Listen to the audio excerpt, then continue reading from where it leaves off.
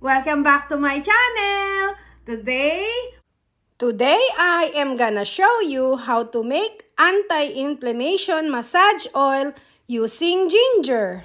The ingredients is only like 2 pieces. Ginger itself, the more ginger is older, the better. And you can use virgin olive oil or you can use virgin coconut oil. If you are living in a country that is so warm all the time, I suggest virgin coconut oil. But if you are living in a place that's always cold and sometimes snowing, I suggest virgin olive oil. So this is 500 ml virgin olive oil because I'm living in a cold place. And this is 200 ml. So that's what we're gonna use for exact size of this ginger. Like that size. And I choose this because this older, all of them, this is the older kind of ginger. Then first thing we're gonna do is unskin the ginger.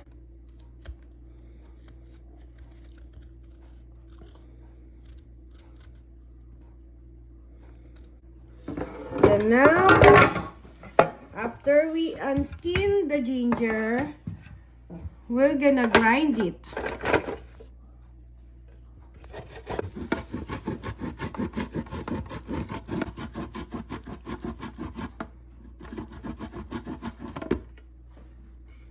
Now, we're gonna put it all together. See the fiber? When the ginger is a lot of fiber, it's old enough. We're gonna open the virgin olive oil, and all of this that we grind, we're gonna put it on the virgin olive oil. Gonna put all the ginger on there. The ginger's extract.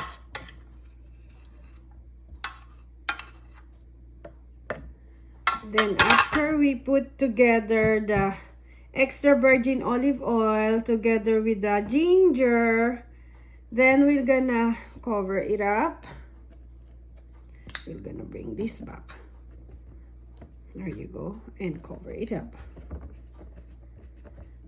Then now, okay, we're gonna put 328 because after that we're gonna shake it good.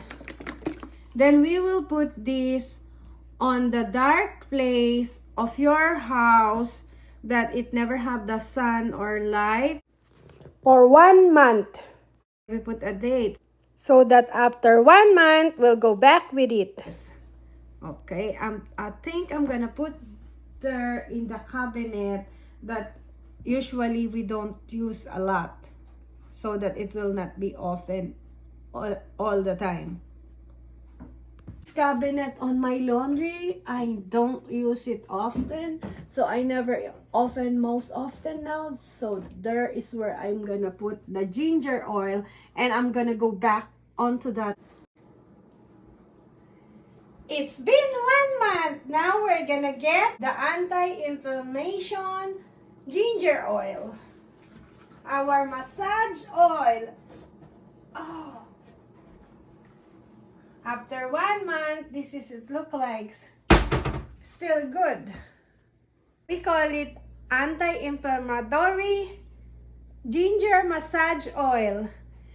We will stay this longer. Heat it in a pan a little bit, enough to kill all kinds of molds or any virus, but not enough to cook the oil. We don't cook the oil. We just heat it up to kill the molds of the oil.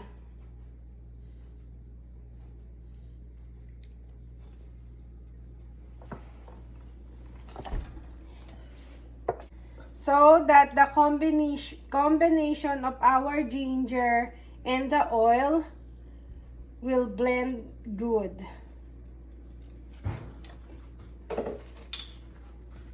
We'll just boil a little bit only.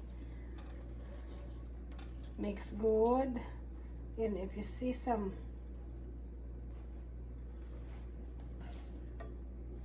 starting mold, remove that one and mix good your ginger and your olive oil.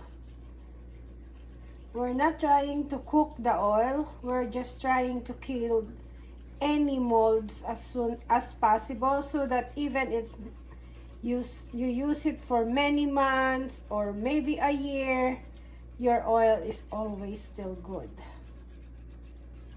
Your oil not getting bad. Is that right, English?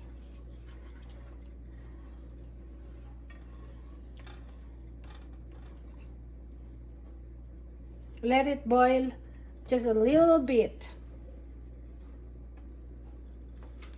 You see, it is starting to boil.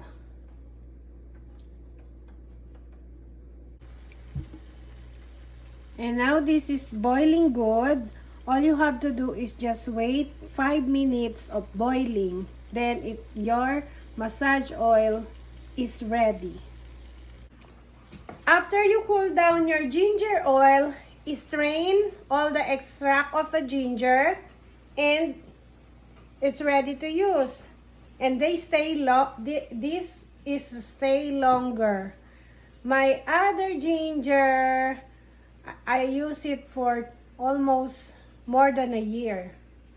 And me and my husbands use this inflammatory ginger massage oil in our knee, in our elbow, and so in such bony landmark. We call it anti-inflammatory ginger massage oil.